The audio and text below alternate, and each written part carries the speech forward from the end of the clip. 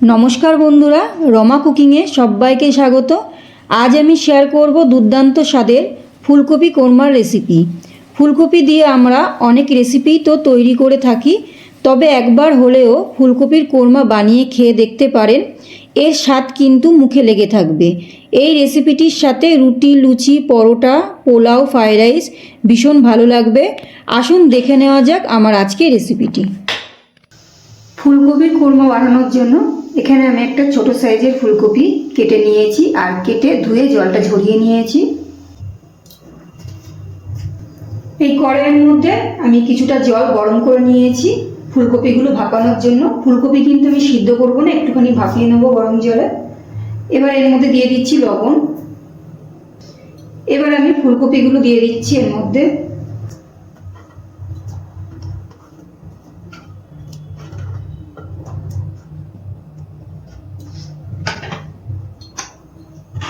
একটু নাড়াচাড়া করে নিচ্ছি।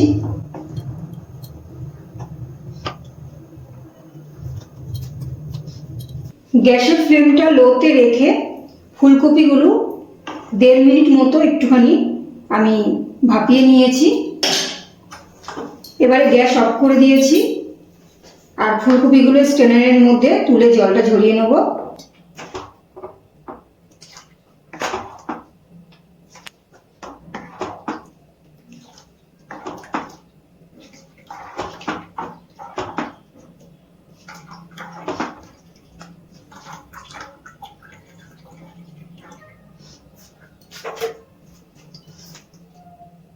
ফুলকপির কোরমা রান্না করার জন্য দিয়ে দিচ্ছি কড়াইয়ের মধ্যে কিছুটা সাদা রিফাইন অয়েল।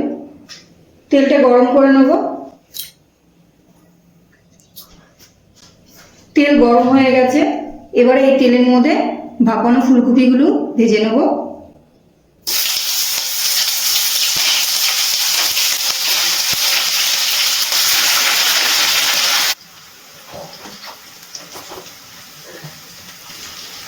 গ্যাসের ফ্লেমটা মিডিয়ামে রেখে ফুলকপিগুলো ভেজে নিচ্ছি।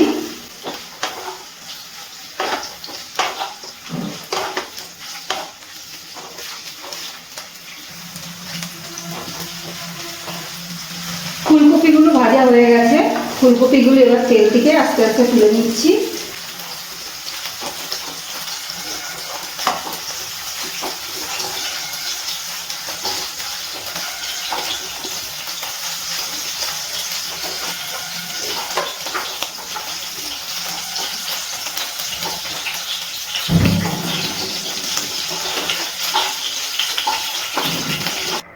এবার আমি এই তেলের মধ্যে একটা মিডিয়াম সাইজের পেঁয়াজ ভেজে নেব।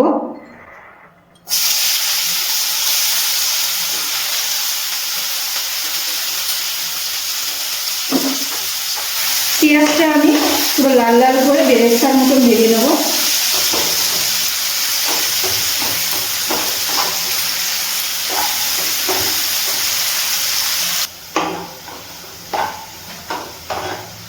পেঁয়াজটা আমি পুরো লাল লাল করে ভেজে বেরেস্তা বানিয়ে নিয়েছি। এবার তেল থেকে তুলে রাখছি, এটা পরে কাজে লাগবে।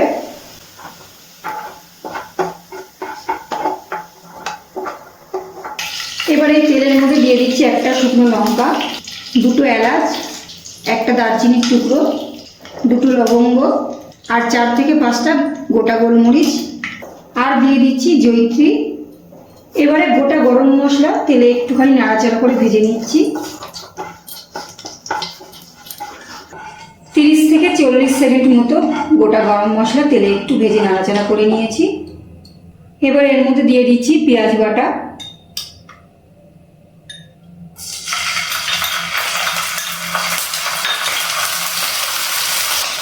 দিয়ে দিচ্ছি আদা রসুন আর কাঁচা লঙ্কা বাটা।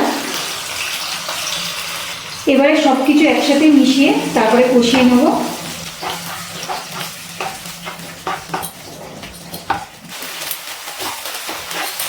গ্যাসের ফ্লেমটা মিডিয়ামে রেখে আদা রসুন আর পেঁয়াজ বাটা ভালো করে কষিয়ে নিচ্ছি।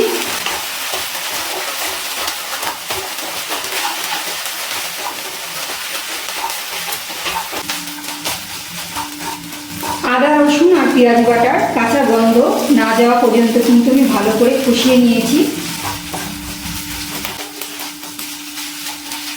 এবার এবার এর মধ্যে দিয়ে দিচ্ছি ফ্যাটানো টক দই।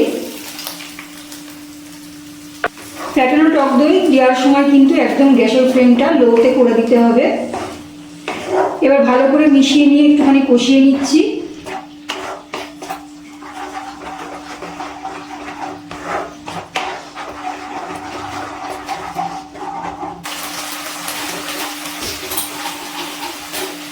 গ্যাসের ফ্লেমটা লো টু মিডিয়ামে রেখে দই দিয়ে মশলার সাথে ভালো করে কষিয়ে নিয়েছি। এখানে 10টা কাজু বাদাম আর 5 থেকে 6টা কিশমিশ আমি বেটে নিয়েছি একসাথে। এবার এটা দিয়ে দিচ্ছি। আপনারা চাইলে কিশমিশটা নাও দিতে পারেন, শুধু কাজু বাদাম বাটা দিয়ে করতে পারেন।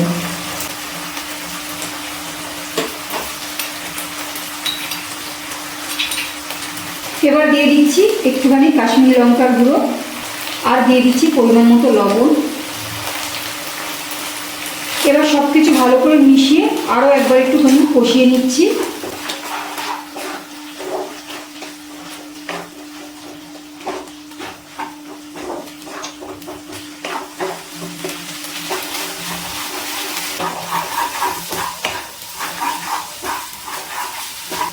গ্যাসের ফ্লেমটা লো টু মিডিয়ামে রেখে আবারও আমি একটুখানি কষিয়ে নিয়েছি। মশলা থেকে সম্পূর্ণ তেল ছেড়ে দিয়েছে। এবারে এর মধ্যে দিয়ে দিচ্ছি সামান্য পরিমাণ একটু চিনি। চিনি দিয়ে একটুখানি নাড়াচাড়া করে নিচ্ছি।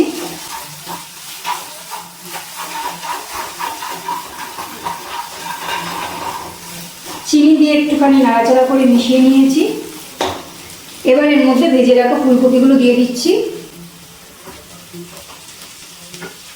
ভাজা ফুলকপিগুলো দিয়ে হালকা হাতে মশলার সাথে একটু মিশিয়ে নিচ্ছি।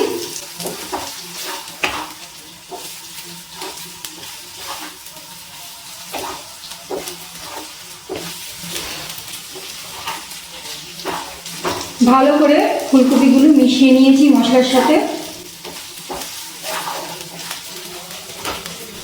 এবার এর মধ্যে দিয়ে দিচ্ছি দুধ।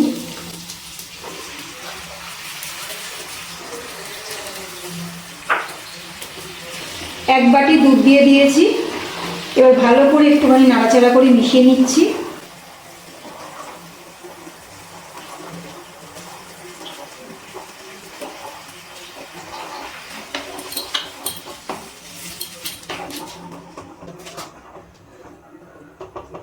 দুধ দিয়ে ফুলকপিগুলো ভালো করে একটুখানি মিশিয়ে নিয়েছি। সব কিছু মেশানোর পরে এবারে গ্যাসের ফ্লেমটা একদম লোতে রেখে ঢাকনা দিয়ে ঢেকে দিচ্ছি। 5 মিনিট পর ঢাকনাটা তুলে নিচ্ছি।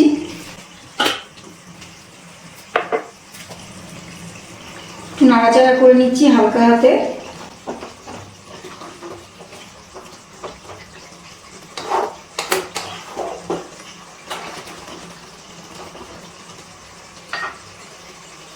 এবারে ভেজে রাখা পেঁয়াজটা দিয়ে দিচ্ছি।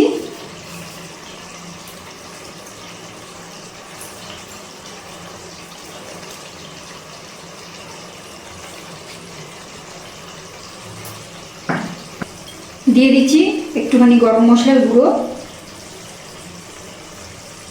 সবার শেষে দিয়ে দিচ্ছি ঘরে পাতা গাওয়া ঘি।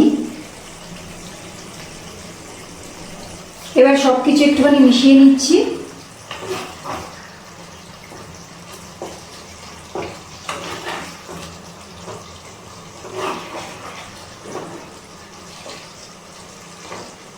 ফুলকপির কোরমা কিন্তু খুব বেশি সাদা হয়নি, যেহেতু আমি একটুখানি লাল লঙ্কার গুঁড়ো দিয়েছিলাম, একটুখানি হালকা সোনালি কালার হয়েছে।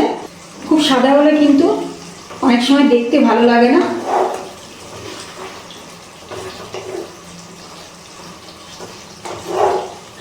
আমাদের ফুলকপির কোরমা কিন্তু একদম তৈরি। এবার আমি গ্যাস অফ করে দিচ্ছি আর একটা পাত্রে নামিয়ে পরিবেশন করে নেব। তৈরি হয়ে গেল দুর্দান্ত স্বাদের ফুলকপির কোরমা।